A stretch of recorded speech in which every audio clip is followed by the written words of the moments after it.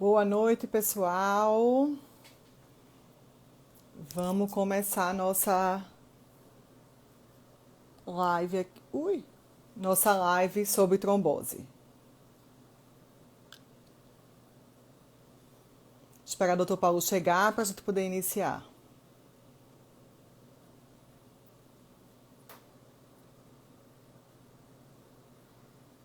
Vamos, doutor Paulo.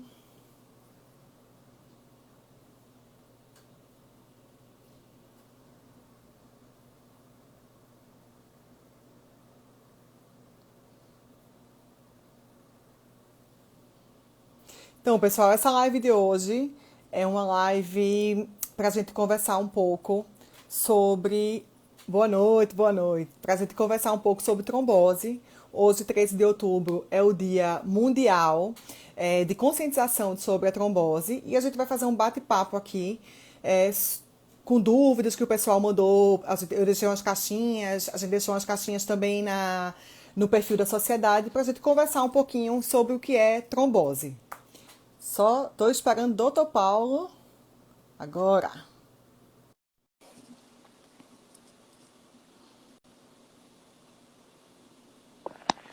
Oi, doutor Paulo. Boa noite, Catarina. Como é que vamos? Tudo Tudo bem? bom? Tudo Bote bem? seu telefone em pé. Prefere em pé? Porque senão você vai ficar de cabeça para baixo. Pronto, agora estamos enquadrados. Só bote mais pro lado assim, para você ficar mais pro meio. Deixa eu só modificar aqui tudo ele aqui para poder botar ele em pé, tá? Tá. Aqui a posição dele é ruim. Só um minutinho.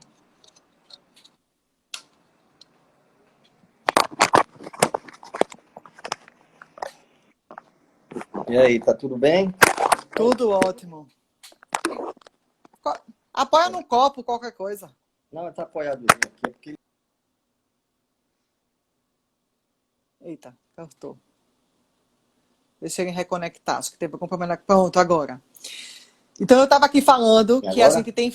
Agora, tá ótimo.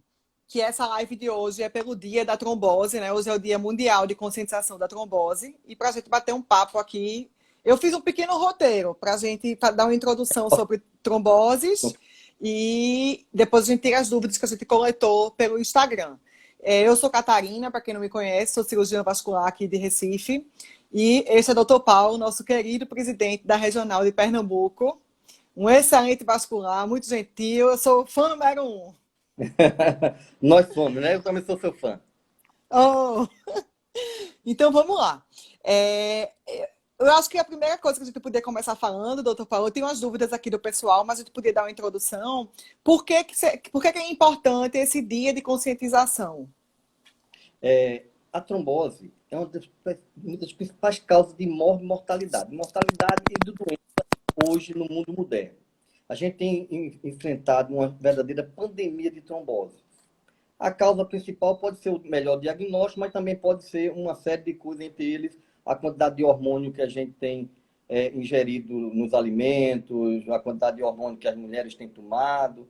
Mas a gente tem encontrado uma verdadeira pandemia. E a gente sabe que os pacientes com trombose, ele demora o diagnóstico, e nesse período de demora o diagnóstico, eles correm o risco tanto de morrer por embolia pulmonar, como de ter consequências maiores sequelas de forma tardia. E esse Dia Internacional é uma forma de alertar não só a população, mas também a classe médica sobre o diagnóstico precoce, rápido, né, e o tratamento imediato. Eu acho que a gente tem que lembrar que, como você falou, demora o diagnóstico ou até o diagnóstico não é feito, não é? E os pacientes ficam sem tratamento com risco de complicações. Além do que também, algumas tromboses podem ser evitadas, não é? Com a É, prevenção. sem dúvida. A principal, a trombose que acontece dentro do hospital, por exemplo, a doença que a gente pode prevenir. Então, a principal causa de trombose hospitalar, que é o repouso, o confinamento ao leito, a doença que levou ele ao internamento, a gente pode prevenir essa trombose fazendo a profilaxia. E a gente sabe que outros tipos de trombose também pode fazer o diagnóstico precoce dessa tendência a ter trombose, no caso das trombofilias, daquelas tendências hereditárias. E você pode evitar que a mulher venha tomar anticoncepcional. Isso também pode ser uma forma de prevenção. E a gente dá o diagnóstico precoce dessa tendência que ela tem a ter trombose, principalmente quando ela tem histórico familiar. Essa trombofilia a gente tem que pensar sempre em fazer os testes necessários quando o paciente tem um histórico familiar de trombose, ou então quando ele já experimentou pelo menos um episódio trombótico. E você falou um pouquinho do tipo de trombose, né? E tem mais de um tipo, que isso é uma dúvida frequente também. A trombose venosa ela pode ocorrer no braço, na perna, no intestino, na cabeça, em qualquer parte do corpo onde tem os vasos, né? Existe a trombose venosa e a trombose arterial. São coisas distintas, né? A trombose arterial afeta os vasos que levam o sangue do coração para determinada região do corpo. Enquanto que a trombose venosa é justamente ao contrário, é a drenagem daquele sangue que está em determinada parte do corpo que está retornando ao coração. Então, são os dois principais tipos de trombose que a gente tem. E a trombose venosa pode evoluir com uma trombose à distância, que é a embolia pulmonar. Isso, é uma confusão que o pessoal geralmente faz, né? Sabendo que a trombose por si só é uma formação de um trombo no interior de qualquer vaso, né? Seja ele uma artéria, seja ele uma veia, e aí a gente também faz distinção se é uma veia profunda, se é uma veia superficial, porque isso vai diferenciar o tratamento.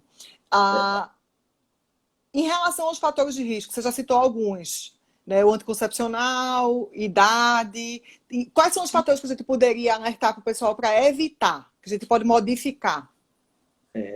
O que a gente pode modificar é caminhar, exercício, se movimentar. É a melhor maneira de evitar a trombose, é movimentar-se. Algumas são provocadas por anticoncepcional, então, somente naquela mulher que começa e para, e no início do tratamento o risco é maior do que aquela mulher que já toma anticoncepcional há mais de um ano. Na gestação, na gravidez, né, no pós-parto, também é comum a trombose, é mais comum do que a mulher que não está grávida. Então, nesse período, ela tem que movimentar, tem que fazer sua atividade física regular, mantendo os cuidados com o bebê, né? Mas tem que fazer uma atividade. E outras são pessoas adoentadas. Essas que estão adoentadas, ela tem que sair da cama. Então, se ela não pode sair da cama, você vai fazer a medicação para fazer a profilaxia medicamentosa. E naquele Lembrar paciente também que de sobrepeso, tabagismo, né?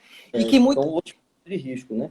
Que uma coisa aumenta. que eu digo também para os pacientes, que às vezes a gente tem a ideia que eu uso anticoncepcional, então eu tenho um fator de risco. Não necessariamente ele vai aumentar um pouquinho, né? Tem fator de risco que aumenta muito. E quando você pega, por exemplo, uma mulher que está acima do peso, fuma e usa anticoncepcional, não é que ela vai ter um mais um mais um. Às vezes esse risco vai aumentar 30 vezes, 20 e tantas vezes, né? Então tem que tentar realmente controlar isso aí. O somatório não é um a um, não. O somatório é quase que exponencial, né? Os fatores vão. É um logo. Né? Que a gente viu na matemática, que depois a gente esquece, só aprende a somar.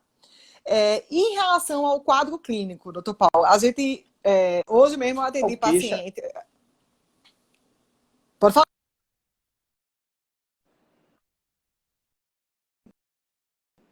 Cortou um pouquinho, mas pode falar. Oi, cortou um pouquinho.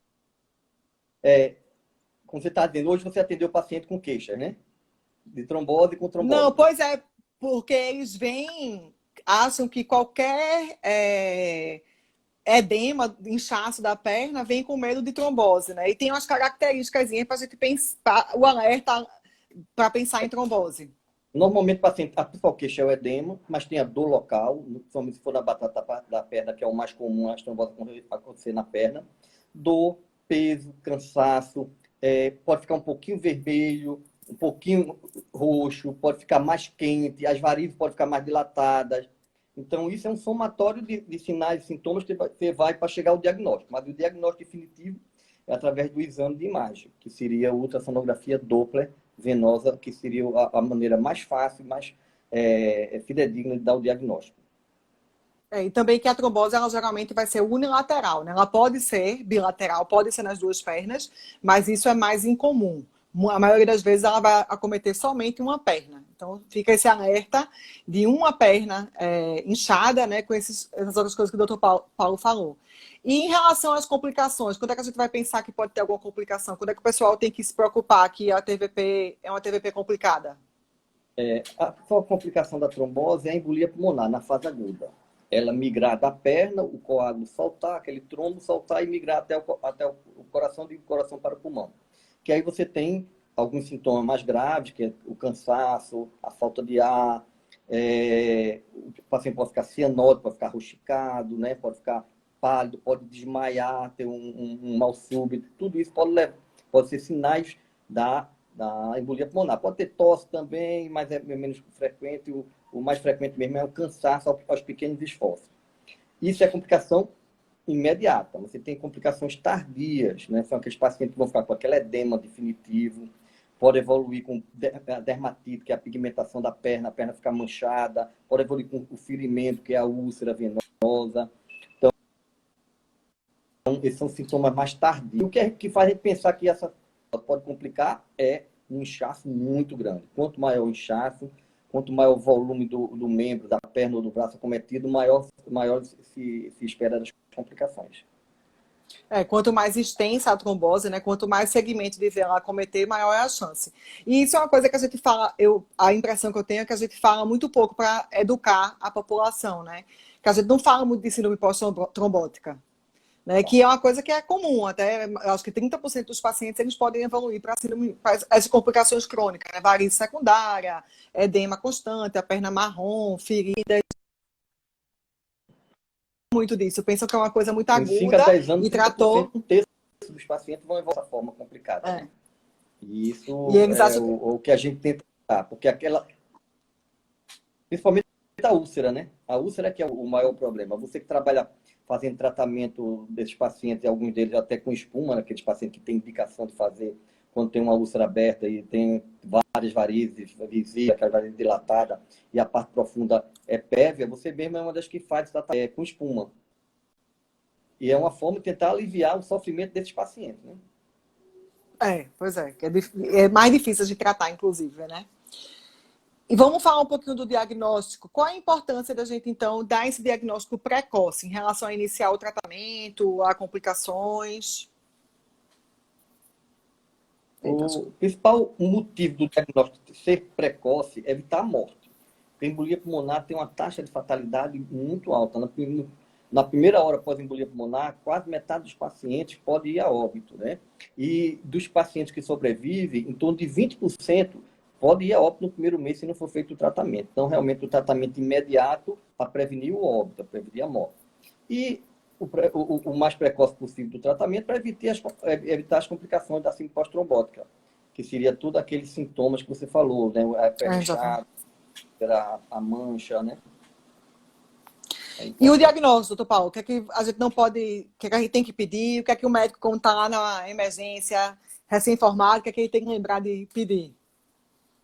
Hoje eu recebi um paciente que tinha uma dor muito grande na perna e tinha tido 2 meses antes. E ele veio com ultrassom Doppler, que é o principal exame utilizado para o diagnóstico, mas ele veio com um Doppler venoso e realmente a pessoa que pedia não sabia qual era o que ia pedir, pediu os dois. Ele precisava de um ultrassom Doppler né? Pode acontecer. Ele tinha realmente uma trombose Doppler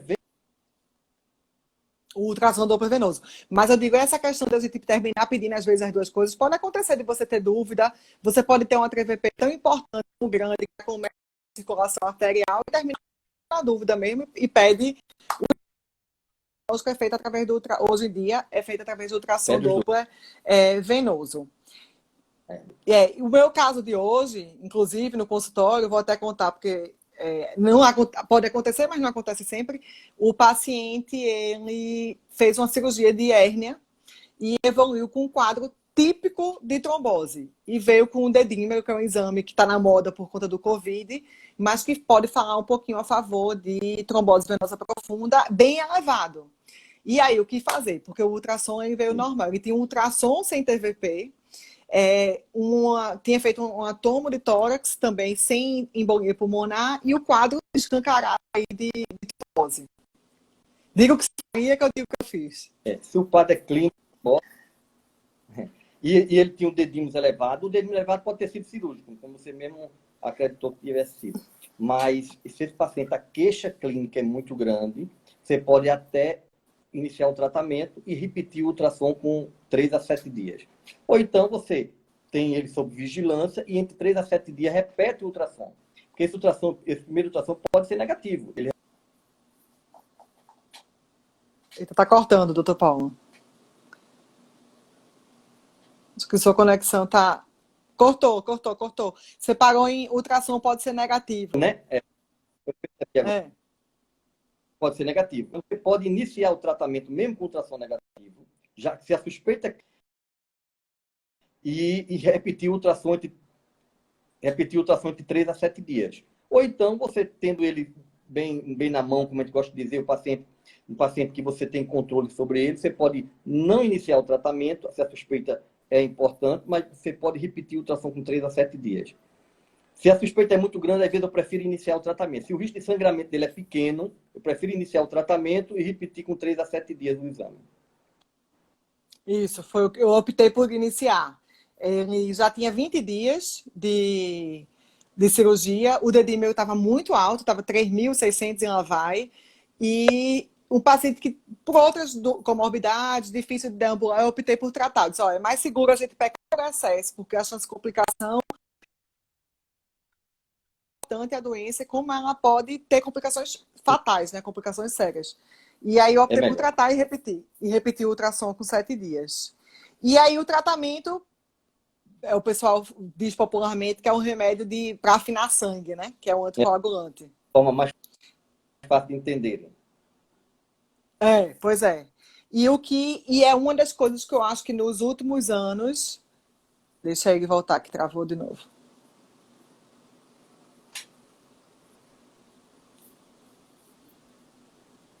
Agora travou de... Tira o seu Wi-Fi aí ou bota o Wi-Fi que tá travando que só. Deixa eu ver aqui.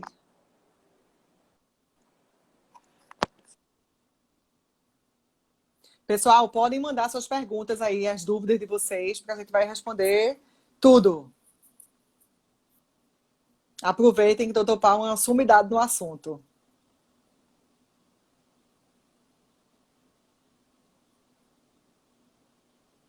Tá travando muito, eu tô vendo, Cida. Deixa eu ver se ele consegue ajeitar. E aí? Agora tá sem som. Eu tô... Agora.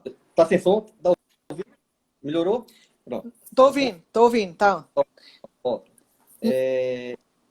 Então, realmente, você tem que dar o diagnóstico e o tratamento tem que ser o mais precoce possível. Se você tem dúvida, trate. O sangramento do paciente de sangrar é pequeno, é melhor tratar e repetir o exame. Você fez realmente o que tem que ser feito. E essa questão do tratamento, eu acho que é uma das coisas que mais mudou nos últimos anos, né? Com as opções das novas drogas que a gente tem, de não precisar, praticamente a gente não interna o paciente mais, não precisa fazer exame de sangue, né? Como era para o Marevan e o Coumadin. E mudou um pouco o tempo, né? O tempo do tratamento a gente modificou um pouco aí com esses novos estudos. Fala um pouquinho aí, doutor Paulo, para o povo entender, porque o povo acha que tem que tomar um remédio até dissolver o coágulo. Claro. Realmente mudou bastante. Se a gente pegar os últimos 4 anos, houve uma mudança. Se a gente pegar os últimos 10 anos, começou a haver a mudança, né? Com o surgimento desses novos anticoagulantes orais, que facilitou muito a nossa vida, porque antes a gente só tinha o Marevan e o Coumadin, que eram bons medicamentos, sem dúvida nenhuma, mas a gente hoje tem coisa melhor. O risco de sangramento era muito maior com o tratamento antigo, com esse tratamento novo o risco é menor, não tem interferência com outras medicações, não tem interferência medicamentosa nem alimentar, não precisa estar fazendo um controle laboratorial com tanta constância como a gente fazia antes. Hoje a gente só precisa fazer um controle naquele paciente, de alguns pacientes específicos, entre 3 a 6 meses, e você pode tratar em casa, sem precisar internar o paciente. Na maioria dos pacientes, em torno de 80% você trata em casa sem precisar internar. Embora que exista um tratamento ainda internado, né? Somente o paciente com embolia pulmonar, você pode iniciar o tratamento e depois mandar ele para casa com um desses novos anticoagulantes orais de forma mais precoce. Que antigamente você passava, no hospital público, você passa um mês internado para poder conseguir achar até um ajustar. valor, ajustar o valor de INR do paciente usando Marevan. E com os novos anticoagulantes a gente não precisa disso. Então facilitou muito nossa vida. E o preço ainda é um empecilho, mas vem caindo. Talvez, dependendo de onde o paciente mora, o tanto que ele vai ter que viajar para fazer um exame, mostrar a alguém aquele resultado, às vezes não compensa, né? Você fazer o Marevan, às vezes compensa ir para essas novas drogas. em relação ao tempo, porque o pessoal acha que tem que usar até dissolver o trombo, mas na verdade a gente não vai tratar para dissolver o trombo, né? A gente trata para prevenir a embolia pulmonar. Isso. Fala um pouquinho, Aí o que é que a gente... o trombo ele vai continuar lá. Quem vai dissolver o trombo é o sistema, que a gente chama de sistema fibrinolítico do paciente. O paciente é que é capaz de dissolver aquele trombo. Então, o organismo dele vai tentar dissolver aquele trombo e o medicamento que ele está utilizando é evitar que o trombo continue se estendendo, que ele solte, que ele migre para parar no pulmão. Mas quem dissolve o trombo é o próprio organismo do paciente. E dependendo do tamanho do trombo, ele pode até nunca desaparecer, né? Ele pode ficar lá, formar um trombo crônico, ou se ajustar na parede da veia, voltar a passar sangue pelo interior do trombo, mas nunca desaparecer 100%. Isso. As complicações a gente já falou um pouquinho, né? Lembrar também que quando a gente inicia o tratamento, a gente tentar identificar quais são esses fatores de risco e modificar o que a gente puder modificar. Então, aquela mulher que ela toma... Eu vi que tem uma pergunta sobre dildimirirena, a gente vai responder. Mas aquela mulher que usa anticoncepcional, ela precisa parar o anticoncepcional, a pessoa precisa perder peso, parar de fumar, lembrar de sempre, após cirurgia ou paciente acamado, usar outras formas de prevenção, como andar, meia elástica ou a bota pneumática também. Isso é importante. A gente não pode esquecer que o paciente que teve uma trombose ele tem um risco maior de ter uma nova trombose. Hoje, o tratamento, a gente fazia um tratamento em média 3 a 6 meses, até um ano. Hoje, a gente tem estendido o tratamento desse paciente por um ano e meio, dependendo da causa da trombose. Se a gente identifica o fator causal ou não identifica, dependendo de algumas situações, a gente pode fazer o tratamento dele que a gente chama estendido, por um período mais longo. Hoje, que é em torno de um ano e meio. E alguns pacientes que tiveram mais de uma trombose, é que ele teve uma trombose, duas tromboses na perna, uma trombose na perna ou no braço, teve uma trombose cerebral, ou teve uma embolia pulmonar, ou teve uma trombose intestinal extensa, esse paciente pode ser que ele vá tomar medicação por tempo indeterminado, né? Porque ele pode repetir e ser tão grave quanto a primeira. Isso. E se por algum motivo o fator de risco dele é permanente, né? Talvez ele nunca deixe de tomar também, dependendo do tamanho da trombose que ele teve. E esse, você falou da recorrência, né? Quem teve TVP, independente da TVP, ela vai poder ter outra trombose ao longo da vida, né? 30%, se eu não me engano, em 10 anos, que 10 pode anos. ter trombose. Alta, né? Embora que a recorrência aconteça principalmente nos 2 primeiros anos, mas é uma taxa alta de recorrência em 10 anos, né? Um terço dos pacientes vão ter uma nova trombose. Então, a gente tem que pensar nisso quando está tratando o paciente. E alertar ele para os primeiros sintomas que ele sentir. Às vezes, o paciente tem uma trombose com sintoma bem atípico. Ele tem apenas um cansaço na perna e tem trombose. Então, esses pacientes são os mais difíceis de diagnóstico. Então, se ele voltar a sentir um sintoma parecido com a primeira trombose, ele tem que procurar urgentemente o especialista, que no caso é o angiologista ou o cirurgião vascular.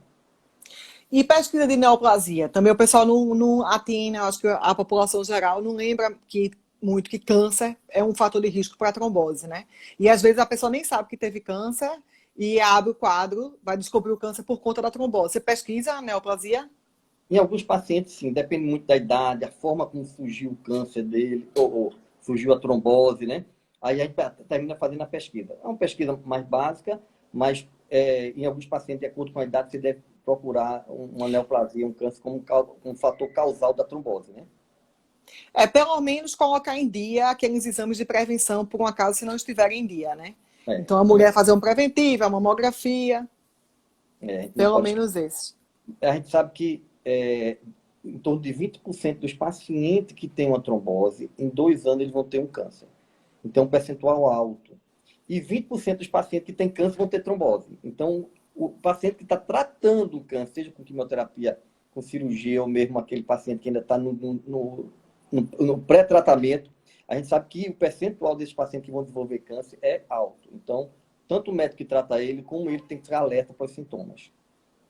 Isso aí. Lembrar que câncer, a relação de câncer e trombose. E um tema que o pessoal também adora discutir, que é gestante e trombose. Toda gestante tem que tomar heparina? Não. Não, de jeito nenhum. A gente tem que lembrar que a heparina pode sangrar, né? Então, ela pode terminar tendo um abortamento, ou então ter um parto prematuro com sangramento, ou a criança nascer com sangramento cerebral. Então, a gente tem que lembrar que é só o paciente que realmente tem indicação. E hoje a gente tem visto uma certa liberalidade no uso de heparina. de baixo peso molecular nas pacientes gestantes que já perderam o primeiro feto, ou que demoraram para engravidar e foram fazer uma pesquisa e encontraram uma trombofilia com baixo potencial de causar perda fetal ou mesmo trombose e terminou fazendo o clexane durante toda a gestação, 9 meses, né? O risco é grande, tem que pensar direitinho, tomar essa decisão. Mas eu acho que isso é uma questão que difere um pouco as opiniões, né? Talvez eu diga que são dois times. A gente se parece um pouco mais com os hematologistas e do outro lado são os ginecologistas e obstetras que talvez tenham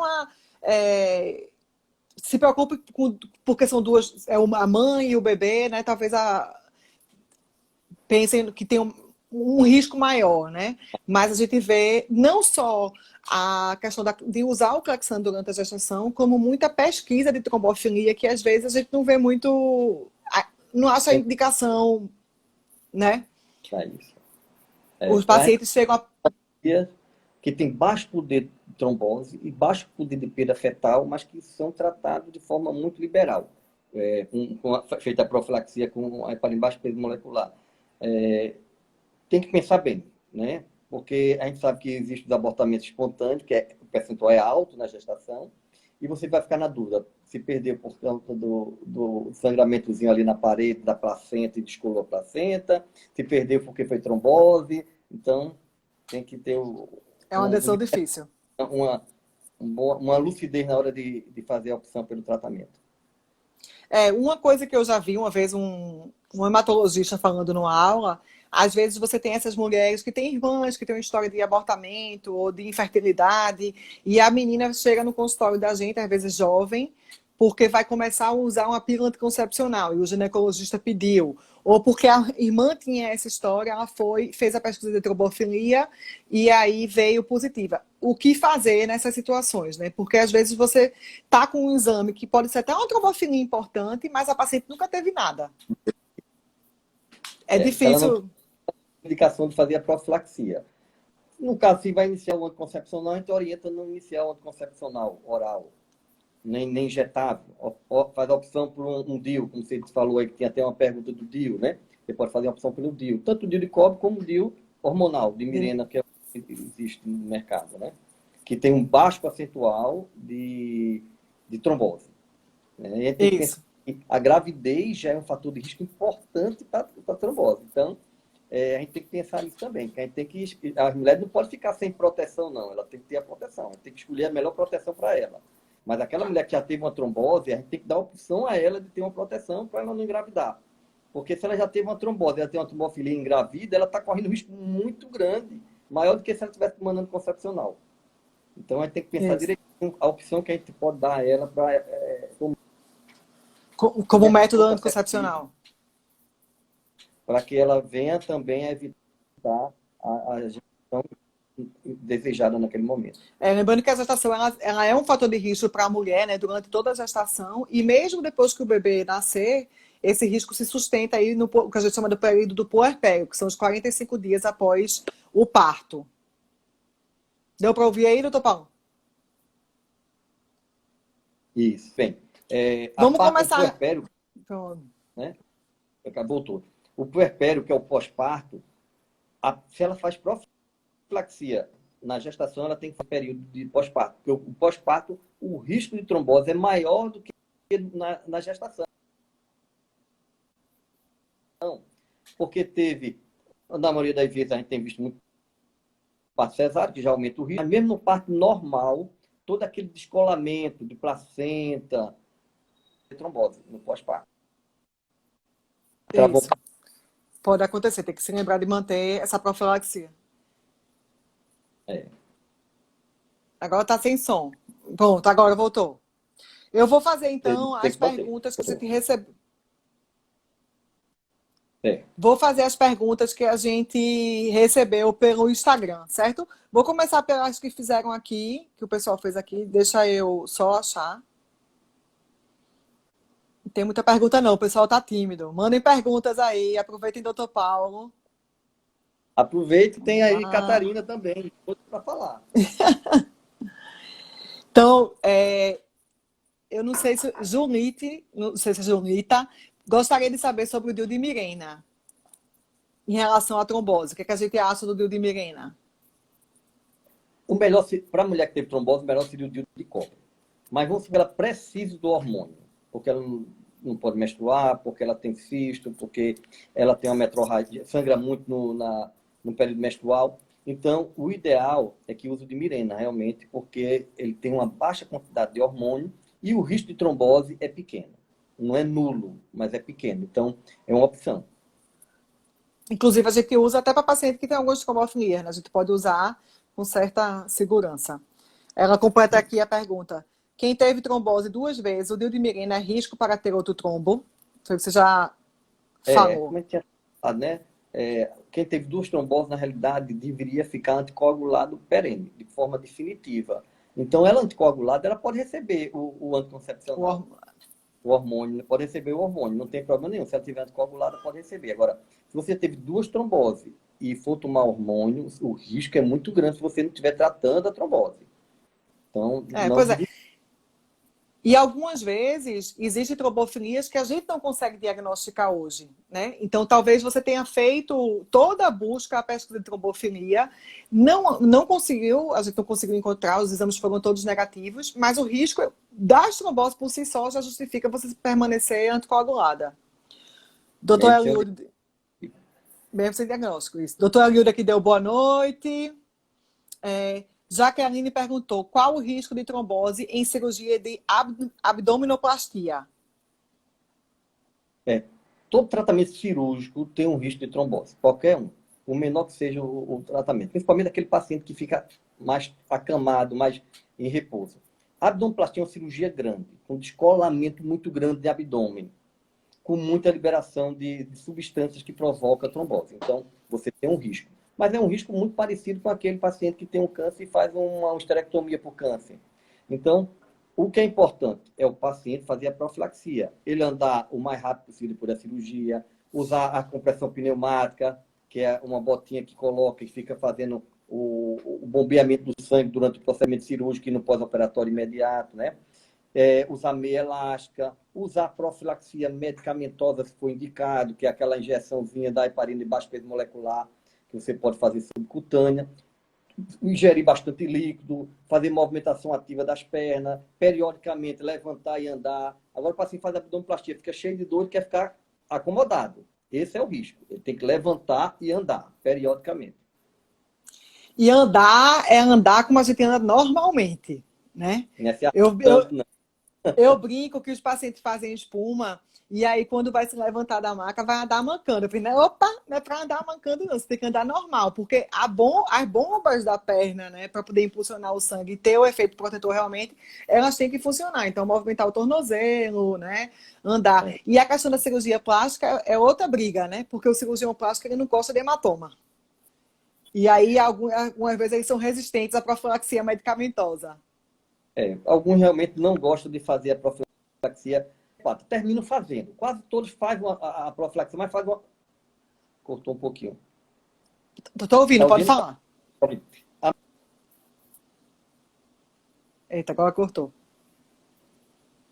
Tem que fazer no mínimo 7 dias. Né? No mínimo 7 dias. É o tempo mínimo. Eu normalmente faço 10 dias. E tem aquela explicação de fazer até 30 dias. Fazer uma extensão. Alguns até pedem mesmo o parecer e faz a profilaxia. Mas realmente ainda existe aquele que tem mais medo do hematoma do que do risco de uma trombose de embolia pulmonar. Cirurgião plástico e ortopedista. Agora, uma coisa que eu vejo sempre o cirurgião plástico fazer, e eu acho que até vascular mesmo, a gente peca às vezes, é profilaxia mecânica. Nem sempre a gente se lembra de fazer a mecânica, e a mecânica ela deve sempre ser feita, né? Deve ser sempre feita. A gente não pode esquecer do paciente usar a melhor profilaxia mecânica, que é que faço o paciente usar, é a meia. Né? Existe tanta... Se o paciente vai fazer uma cirurgia que tem um risco maior, que ele vai ficar mais tempo com uma mobilização reduzida, o melhor é usar aquelas meias chamadas antiembólicas, né? Que é uma meia com compressão menor, que ele pode usar por um tempo maior. É melhor do que a meia elástica normal que ele usa no dia a dia, porque você dormir com aquela meia elástica não é adequado. Mas a meia antiembólica, você pode dormir com ela, acordar de manhã, lavar, botar para secar, e à tarde bota de novo e já dorme novamente com ela. Você passa 18 horas com a meia. Então, esse é o adequado, a meia antiembólica. Pois é, às vezes passa batido. Tem mais uma pergunta aqui. Quando o médico identifica a trombose, eu não sei se a pessoa está fazendo tratamento para engravidar e teve uma trombose, mas ela identifica a trombose quando vai fazer estímulos para engravidar. Precisa consultar um hemato ou vascular. Se encontrou a trombose, vai para o vascular. O hemato, ele faz o tratamento, mas eles fazem o tratamento de outras patologias. Então, eles preferem realmente deixar o tratamento com o vascular. Agora, se você quer ter um diagnóstico de uma trombofilia, você pode ir no hemato, no vascular, e fazer o diagnóstico da trombofilia. Agora, se você diagnosticou a trombose, é melhor ir diretamente para o vascular. Tem o hábito, e é uma coisa que a gente trata com mais frequência, porque é o nosso dia a dia. O hemato também trata, vê tudo, mas ele tem outras patologias que eles tratam também. Mais uma pergunta aqui. Vocês têm algum planejamento para reabilitar um paciente com trombose extensa, femoral hipoplite, após início de anticoagulação? Você tem que pensar que o repouso é uma coisa relativa na hora que ele inicia o tratamento. Então, ele deve começar... Eu não faço. Gradativamente, o que eu peço? Eu não peço para fazer atividade física no primeiro mês. Depois eu mando ele fazer atividade física. Mas as caminhadas, o se movimentar, o retorno ao trabalho, se ele é pouco sintomático, não tem problema se ele iniciou. E usar a meia. Eu gosto de botar a meia no início, quando o paciente tolera. Alguns pacientes, o inchaço é muito grande, ele não tolera e você vai trazer um desconforto. Primeiro, porque a maioria calça a meia errada. É uma coisa que a gente tem que ensinar o paciente a calçar a meia. Porque ele calça errado e vai ter um desconforto enorme e não vai querer usar a meia. Mas, normalmente, o principal é, quanto mais rápido ele voltar à atividade física, mais rápido aquele sistema de fibrinose, aquele sistema de quebra do tronco do organismo dele vai funcionar e ele vai ter um resultado melhor. Então, se ele puder retornar o mais rápido possível, considerando os sintomas, as queixas, vale a pena. Quando eu era residente, tinha uma história que você tem que esperar o trombo fazer pelo menos 14 dias, 2 semanas, que era um trombo que ficava mais organizado, e a partir daí que a pessoa ia poder andar, né? Até então faria repouso relativo e tal. Hoje em dia, eu particularmente, óbvio que eu não vou dizer para a pessoa correr uma maratona, mas eu digo para fazer o que ela aguenta. O que ela for fazer que incomoda, às vezes a trombose é tão extensa que o paciente não aguenta andar realmente, porque dói, né? Mas se ele aguentar, eu não faço repouso. E peço, às vezes, para fazer natação, porque eu li já que a natação ela ajuda a recanalizar mais rápido. Não sei se você tem alguma informação sobre isso. Não tenho informação, mas na lógica eu acredito que tem um bom resultado, né? A gente tem aquele empuxo da água que já ajuda ao sangue subir, né? A diminuir a estase. E qualquer movimentação que você faz, você aumenta a capacidade do organismo de quebrar o trombo. Então, tem voltar o trombo. Hoje a gente não quer que o trombo recanalize, que ele seja degradado pelo... E rápido. Né? E que isso seja mais rápido. Que até essas medicações novas parecem promover essa recanalização mais precoce. Tem um estudo... Eu vou ficar devendo o título do estudo, mas tem um estudo, acho, de uns 3 meses, do pessoal do grupo de Gianesini, acho que é do grupo dele, falando de atividade física dentro d'água, essas questões que você falou aí, e da redução de edema também. Em fazer Não tem também é bom. Agora, a melhor maneira funciona quase como uma drenagem. Uma drenagem. Não fática que você tem que estimular os gânglios, né? As ínguas, tem que estimular as ínguas. Mas funciona como uma drenagem mesmo. Dentro d'água, todo movimento é bom. Vamos lá, tem mais pergunta aqui. Isso que a gente estava conversando agora, como fazer o trombo desaparecer mais rápido, né? Que é isso que a gente acabou de conversar sobre natação. Normal, melhor para absorver o trombo. E a própria medicação, de certa forma, ela ajuda, né? O Xarelto, por exemplo, que a gente faz aquela dose mais alta no início, talvez tenha a ver com essa... absorção. A gente sabe que no início a trombose ela continua crescendo, mesmo no início do tratamento ela cresce um pouquinho. Essa dosagem mais alta evita que esse crescimento aconteça e provavelmente deve ter alguma forma, algum mecanismo que a gente não sabe ainda, que ajuda nessa recanalização.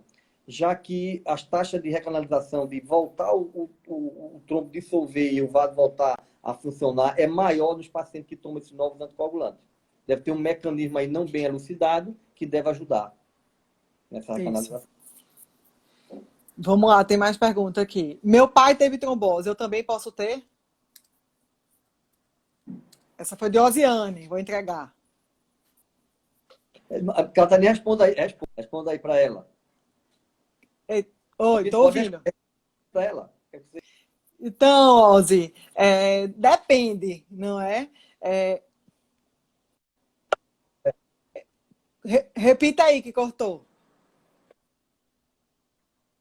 Responda para ela o que é que a gente acredita que acontece nos pacientes que têm essa história. E existe, primeira coisa que a gente falou, trombocitemias que eu não consigo diagnosticar, né? Então a gente precisa saber a história dele. Ele teve uma trombose, era um senhor idoso, após uma cirurgia, que tinha uma causa facilmente identificável. A chance de você ter uma trombofilia, ela é menor, mas também existe relação entre os parentes que tiveram trombose, né? Trombose idiopáticas, às vezes o risco pode ser, sim, aumentado, mas também não quer dizer que você vai ter que fazer tratamento, diferente do que você faria pelo seu risco que já existe, né? De idade, tipo de cirurgia e etc. Tem algum pensamento de... Se a trombose é no paciente,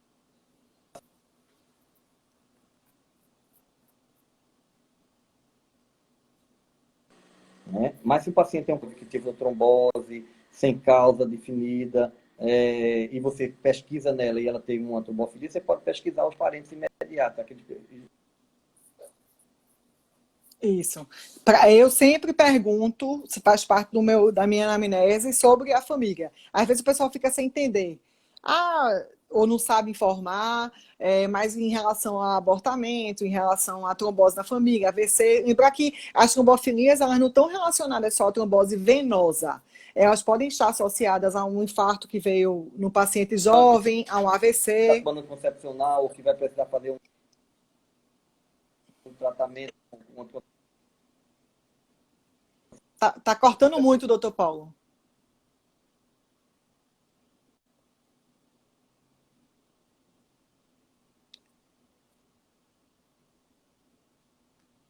Cortou, cortou.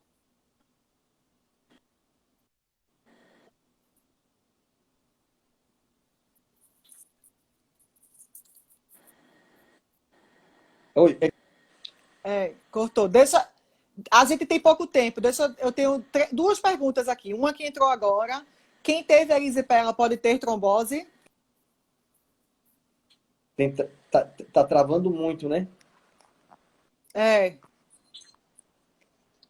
Tem, A pergunta de Milka Cavalcante. Quem teve erisipela pode ter trombose?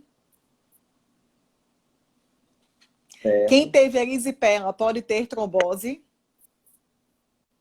Pode acontecer de ter trombose. Quem teve erisipela é muito grande, a reação inflamatória, a infecção, são fatores que propiciam a infecção, é uma coisa que pode levar à trombose. Então, alguns pacientes com edema muito grande, desproporcional à erisipela,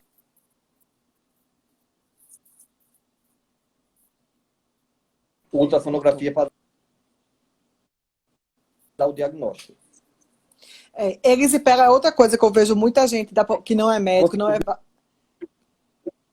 Eu vi que o edema grande a gente conseguiu ver. Que o pessoal não lembra que existe uma coisa chamada vaso linfático, não conhece, né? E o erisipela é uma doença dessa parte da vascular, da parte linfática. E a depender, obviamente, da gravidade da erisipela, o fato de você estar acamado, né? Às vezes precisou internar por conta da erisipela, está fazendo algum tipo de repouso. Idoso, a trombose pode acontecer, mas são doenças distintas, de locais distintos. O risco de trombose é o mesmo para quem tem ou não varizes? Não, se você tem varizes, principalmente varizes mais calibrosas, o risco é um pouco maior. Né? Aquele paciente com varizes normais, aquele varizes pequenininha, microvarizes, o risco é mínimo. Mas aquele paciente que tem varizes mais grossa, ela tem um risco maior de trombose, porque a estase venosa é maior. A gente pega pacientes que têm o chamado mudrongo, né? Varizes por todo o canto, é fio de telefone, então esse paciente vai ter um risco maior de ter tanto a flebite, a tromboflebite, como a trombose venosa profunda. Os pacientes vêm com muito medo de querer tratar varizes para não ter trombose, né? Eu acho que, assim, eu sei que, por exemplo, os obstetras consideram que a gestante com varizes aumenta o risco de trombose. Não necessariamente Depende, como o doutor Paulo falou, se forem varizes monstruosas, você vai ter um risco maior de flebite que pode evoluir para uma trombose. Mas isso não é uma indicação da gente tratar as varizes também, né, por si só. E as varizes, elas estão relacionadas também a muita trombose pós-operatória, né? Depois da cirurgia, o paciente evoluir com trombose. É uma preocupação que é igual... Eu cortei, diga aí. Eu me cortei. Não, o risco é maior. O paciente que tem tem varize, no pós-operatório, ele tem um risco maior do que aquele paciente que não tem varize grossa. Então, ele tem que ser tratado. Alguns pacientes que vão fazer cirurgia plástica, principalmente pós gastroplastia, redução de estômago, que fica com aquela varize muito grossa, é preferível que ele opere primeiro as varizes antes de fazer a cirurgia plástica reparadora. A cirurgia reparadora das pernas. Por quê? Porque o risco maior dele ter trombose é depois da cirurgia plástica. Então, alguns pacientes que é preferível até ele tratar a varize antes de fazer a cirurgia. E cirurgia combinada, que é outra coisa que o pessoal gosta de perguntar no consultório. Posso fazer, tirar minha vesícula e operar varizes? Não sou a favor de cirurgia, não é que a gente nunca faça, mas eu acho que você deve evitar. Aumenta o risco de infecção, aumenta o risco de trombose, aumenta o risco de complicação para o cirurgião que está do outro lado e para a gente que está do lado de cá. Então, eu acho que cirurgia combinada não é uma coisa que deve ser feita. O mesmo cirurgião pode fazer até 3 cirurgias tranquilas. Ele faz mama, faz plástica e faz vesícula, mas e faz hérnia, uma hérnia, uma hérnia umbilical, uma diástase de retos abdominais, mas eu não acho adequado ele fazer uma cirurgia de abdominoplastia e fazer uma vesícula, ou fazer uma cirurgia, uma esterectomia. Não, acho que não deve misturar os sítios cirúrgicos, não. Eu acho que o tempo cirúrgico aumenta muito, às vezes o tempo de anestesia aumenta muito também, e você vai expor um risco que você poderia, né, evitar. Tratamento. Deixa eu ver se a gente tem mais perguntas aqui. Alguém tem mais alguma dúvida, pessoal? Aproveitem. Tá chegando. Acho que a gente respondeu tudo aqui. A gente respondeu tudo aqui, doutor Paulo. Aproveite e faça um convite para os colegas participarem das lives. Rapaz, a gente tem que chamar os colegas. Por quê? Tanto para valorizar, né, a nossa profissão, a gente tem que valorizar a especialidade, e a especialidade de profissionais não médicos, e a gente tem que estar muito alerta a isso, né? Vocês que assistem a live, prestem atenção, porque quem trata a doença vascular é o vascular. Então, a gente não vê gente por aí fazendo aplicação de varizes que não é especialista, que não é médico, fazendo tratamento de varizes, né? Então, é importante essa live para alertar a população. O Dia Internacional é hoje, mas também nós tivemos o Dia Nacional, que foi no dia 16 de setembro, né? Foi o Dia Nacional de alerta, de profilaxia da trombose venosa profunda, para mostrar a importância, porque a mortalidade é muito alta. Os Estados Unidos estimam em mais de 100 mil mortes por ano por embolia por trombose venosa profunda e embolia. Aproximada gasto hoje nos Estados Unidos por ano pode chegar a 10 bilhões de dólares com pacientes com trombose. Os pacientes que tiverem trombose, pela quantidade e pela sequela que a trombose pode ter, tem que estar alerta sobre isso. Os órgãos públicos têm que estar alerta sobre isso, né? Dia 16 a gente vai fazer uma palestra para o CREMEP, tentando alertar os órgãos públicos para a necessidade de tratar os pacientes com trombose o mais possível e tratar com os novos anticoagulantes orais, para pacientes que estão ocupando leito e pacientes que estão doentes e não estão conseguindo leito. Então, é uma tentativa de implantar no sistema de saúde o tratamento com os novos anticoagulantes orais. Uma forma de tratar o paciente melhor em casa, né? Ele não passar 30 dias internado, 10 dias num leito, dormindo numa maca, dentro do hospital, sem necessidade. Então, eu acho que a gente